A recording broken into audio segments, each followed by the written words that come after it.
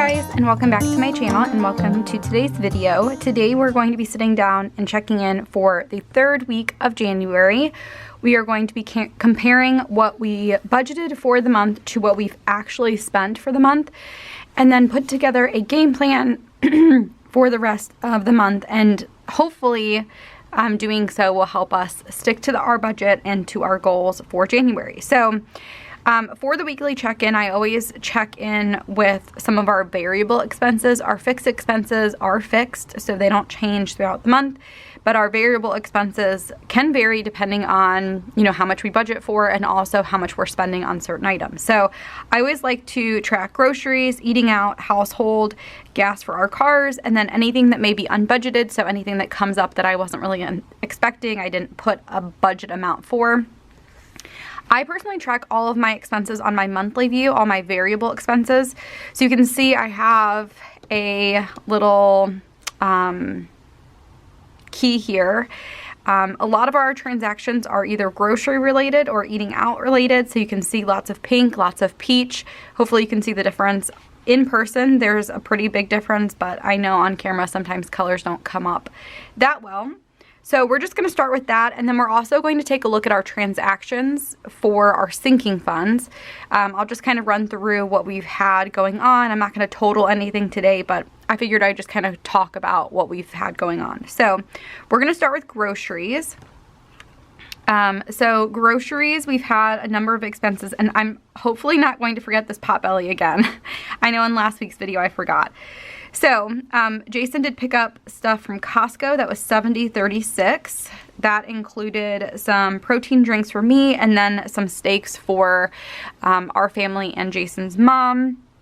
Macy's birthday was on the 11th, so we wanted to give her her favorite meal, which she loves steak and like mashed potatoes and stuff. So that was $70.36.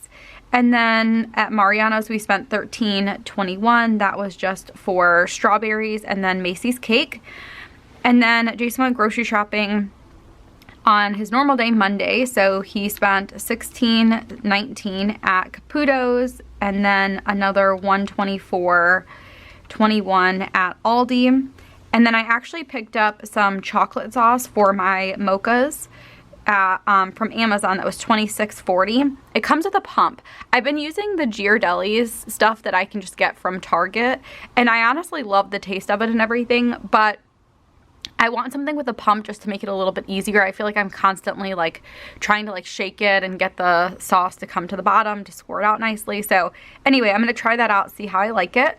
But we spent a total of $250.37 for groceries as of the last week. So we can put in $250.37 for groceries. Last time remaining we had $415.59, so we currently have $165.22. And I like to look at that in terms of how many weeks we have remaining. So we have 2 more weeks remaining. I always look at Mondays because that's when we go grocery shopping. So if I divide that by 2, that means that we have a whopping $82.61 per week. So just to give you a little idea, normally we would budget like $150 or $160 per week. So that is significantly less than what we are used to working with. Few things though. My protein drinks, I should be good for a while. I also picked up coffee, so I won't need coffee anytime soon. I'm trying to think if there's anything else big that we have that we already picked up. But I think that's pretty much it. Some things are like you spend a lot of money on during 1 week, and then you don't have to stock up again for a couple weeks. And I feel like we've had a lot of that lately. So anyway, $82.61. That's just good to know, because now I think going forward, we can just try and keep it on the lower end for meals. Maybe eat some of the frozen stuff that we have in our freezer, and also try and use stuff that we have in the pantry. Again, it's just kind of nice knowing, like, okay, when we go into grocery shopping or meal planning, like, we have $82 per week. So just good to know. Next is going to be eating out. So for eating out, I need to include this $28.87 here. So anyway, we have the $28.87, and then we have the $4.93 here. and then $29.85 there. And then we went and got food, so that was $11.29. We normally go to Jason's parents' house on Friday nights, but Jason's dad's actually out of town, so we have been kind of doing our own thing on Friday nights, which just means, like, you know, obviously we're spending an extra night of eating out rather than just eating with them. And then we got Ubereats. That was $27.82. It's been freezing here, so I feel like we've been doing a lot more like delivery and doing Ubereats. And then of course when we're doing that, we're also tipping very well, because again, if I don't want to go outside, I feel really bad making someone else go outside. So anyway, that brings us to a total of $125.30 for everything. I think I have everything. I don't want to forget anything. So $125.30. And last time we checked in, we had $149.77. So we have $24.47 remaining. And again, I like to look at like how many more weeks we have remaining. So we actually have 2 more weekends remaining. Oh my goodness. So yeah, that is going to be very interesting, because as you can probably tell, we've had a lot of eating out. I think this happens every January with groceries and with eating out. I don't know why. I honestly can't tell you why, because nothing really changes between December and January, other than the fact that like you go from, you know, doing more stuff with family to like not doing as much. Of course, we've had like Macy's birthday, and some of these expenses like we could have included in like our Christmas fund to celebrate Macy's party. Like, for example, the Costco steaks, because it was her birthday dinner, like technically we could have used it as groceries or as like Christmas or birthday expenses, but I decided to just include it in groceries. But yeah, $24.47, that is not much at all when it comes to eating out. That's honestly probably like one meal. So right now, and like going forward for the rest of the month, me and Jason have to just kind of think, okay, do we want to stick to our budget? If so, we need to try and like plan so that we, you know, stick to that $24. Or are we okay with going a little bit over and just accepting that, like, you know, that extra money that we use for eating out will go towards our goal of saving money. So I am a huge believer that you have to make the budget work for you. This month has just been honestly insane. We've had a lot of changes. We've had a lot going on. So I try not to put too much pressure on us, like, oh man, we have $24, that's it, no eating out. I don't do that. I normally just kind of weigh our options and say, okay, like, how is this month going in terms of income? Can we float some extra money for eating out? Should we stick more to it? But yeah, anyway, again, this happens every single January. I swear, groceries and eating out always are crazy in January. Okay, so next is going to be household. And we actually have not spent anything else from household, so that's good. So we currently have $65.90 remaining. Gas for our cars, it looks like I'm honestly shocked that Jason is not filled up yet. I checked our credit card this morning too, and I swear he has not gotten gas. So I'm gonna have to just like go through and make sure for, you know, I don't want to miss anything. But anyway, for gas for our cars, we had $127.13. Jason did get a car wash, so that was $3, and we have $124.13 remaining. And then for unbudgeted, we did have one item, which is my Orange Theory. So we do pay a monthly fee for Orange Theory. Honestly, I think that it is 100% worth it. I think everybody has to figure out like what is worth it for them and, you know, what they're willing to pay for certain things. But for me, I feel like spending $169 on workout is worth it because they tell you exactly what to do. I honestly would have no idea going into working out like what I should be doing. But Orange Theory does this thing every so often where they do like a transformation challenge, and that's actually what this $35 is for. So it's an 8-week long period of time where you are supposed to be coming in, I think for like maybe is it 12 weeks? I don't know. There's a few months where you come in 3 days out of the week for like most of the weeks. And they'll give you, I've done this before, they'll give you like tips and tricks and things like that every week. They'll send you an email like telling you, okay, here's some good options for protein, make sure you're drinking water, like just little tips and tricks about fitness and how to kind of get to your goal, whatever that goal may be. And one thing that I think is worth it, because I wouldn't say like doing the challenge doesn't make me go work out, because honestly, I'm paying for it. I really enjoy working out now, so I'm going to do it regardless. So I wouldn't say like having the challenge makes me go work out. I wouldn't say the tips and tricks are like profound either. They're nothing like new. If you've done research about fitness and health and stuff, you know a lot of these things already. Sometimes just having them like reinforced also helps, but I wouldn't say that's why I'm willing to spend $35. Why I'm willing to spend $35 is for the in-house body scans. So they have this machine that you step on, and it tells you what your weight is, what your like body fat weight is, or like percentage of your body fat is. It tells you what your muscle percentage is. It gives you all of these really important factors, and it also will tell you like what your calories you should be eating to maintain your weight, which is helpful like if you're trying to lose weight, because if you're trying to lose weight, obviously you have to be under calories, all of that.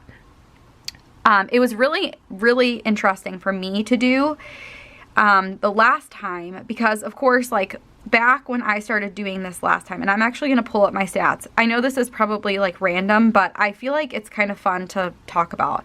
So the last time that I did it, the start of it was in August. It was the very end of August. And when I started, I was definitely like still in the very beginning of my whole journey. So I like was still trying to kind of lose some fat and like, you know, lose weight and stuff like that. So throughout those, you know, that period of time, I lost 5 pounds, which is great. But I also realized that I went from having 47.6 pounds of muscle mass to going down to 46.5. So I lost like 0.9 pounds of, is that right? Or did I lose? I think I lost it in, yeah, I lost an entire pound of body, of like muscle, which is interesting to me. I also did lose, like my percentage of fat went down 2 percentages, which is great. But it's just interesting to me knowing those details, because like you see yourself go down by 5 pounds and you're like, oh, that is great, I lost 5 pounds. But what you don't know is that during that period, I lost a pound of muscle, which is not good. Like, I don't want to lose muscle. I want to gain muscle. And so when I saw that, I started doing some research trying to figure out why that might have happened. It wasn't because I was not working out as much or whatever. It was because I wasn't eating enough protein. And I wouldn't have known that. Like, I wouldn't have actually known that was the way that it was affecting my body without having that scan. So anyway, I signed up again, not because I like am hoping to see this huge transformation or see me lose all this weight or whatever, because honestly I feel like I'm kind of at a standstill with losing pounds. I think from now on, like I'll probably lose fat and also gain muscle at the same time, but I don't think like the scale will change a ton. But I feel like it's interesting and good for me to do, because I want to see if my muscle mass is going up, because that means that the changes I've made in terms of like my protein intake have been working. And if not, then I need to like, you know, reevaluate it and hopefully change it again. So anyway, long story short, I did not really anticipate that that was coming up. I honestly don't know if there's a schedule or something where they talk about it, but regardless, I think it's worth it. So that was $35. It was unbudgeted. So yeah, that was that. And then transactions again, guys. Oh my goodness. We've had so many transactions. So I think the last time we talked, it was right around here. So I picked up salt for our house. I think I mentioned that last time. And then we had a lot of stuff for Macy's birthday. So we spent $411.38 on Macy's party. I always pick up balloons for the girls. That was $49.02 for all the balloons. And we actually were able to use the balloons that we picked up for her like birthday also at her party, which it worked out really nicely. I picked up a candle for Macy. That was $6.45. I also picked up food for the party. That was $54.63. We got Macy a haircut. We honestly probably get our haircut like once a year, and I decided to just take that out of our clothes fund for the girls. That fund is always very well stocked, and I feel like honestly it's not really clothes related, it's more just like whatever they need. So that was $36 for that. Jason used his clothes fund to buy a new hat. That was $32.13. Me and Jason went on a date night. We went to go see the new Spider-Man movie and went to dinner. So the dinner was $41.72. We got snacks at the movie theater. That was $15.23. And then the actual movie tickets were $17. And then Jason finally bought his golf clubs. And in the past, like, I gave him $50 for his Christmas present. Normally we do like $100 per person. So I gave him $50 already, and then he finally bought his golf clubs. So we, like, our Christmas fund also spent another $52.45 for the remaining balance. And then Jason has been working on fixing the door. It has been like a process with this door. I feel like we've just had so much going on with like Christmas and birthdays and stuff. So anyway, Jason spent another $38.22 on stuff for the door, and hopefully that'll get done soon.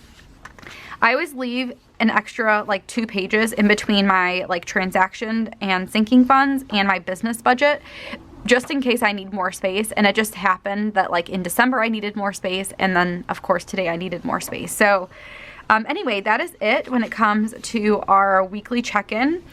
Again, I think we're doing pretty well so far. Nothing too crazy in terms of like being over budget yet, but I think we definitely need to keep an eye on things and try and get creative when it comes to, you know, eating out and groceries, just so that we don't go ridiculously over what we kind of intended. So anyway, that is something that we're going to be working on. Let me know how January is going for you guys.